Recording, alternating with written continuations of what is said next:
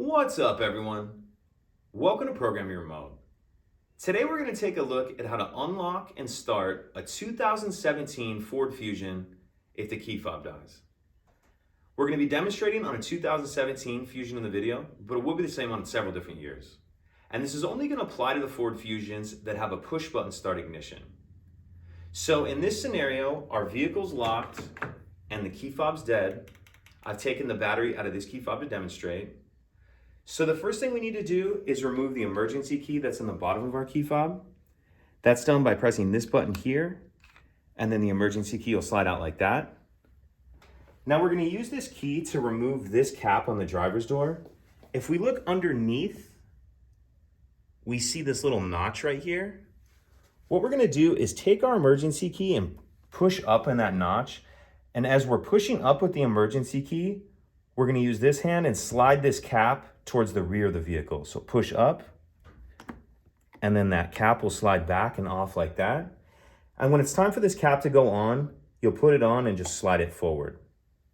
But we can go ahead and take our emergency key, put it in this slot, and we're going to turn it to the right or clockwise to unlock.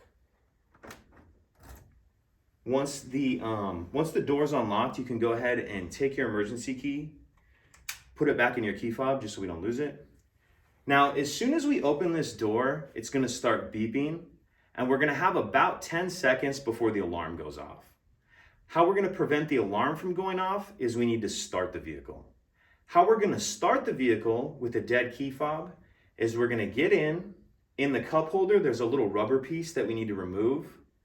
And then we're going to set the key fob in the rear cup holder with the buttons facing up and the top of the key fob facing the front of the vehicle.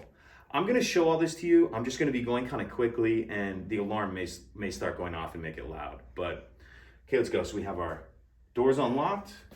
You can hear it beeping at us there.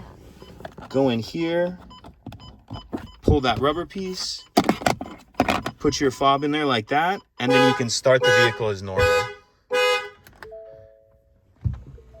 So as you heard there, I didn't quite get to it in time. The alarm started going off, but if that happens, as soon as you do start the vehicle, it'll turn the alarm off. So that's how the fob needs to sit in there. If you have any other questions, please let me know. If you could take a second to like and subscribe, it helps us out, and I'd appreciate it. Thank you.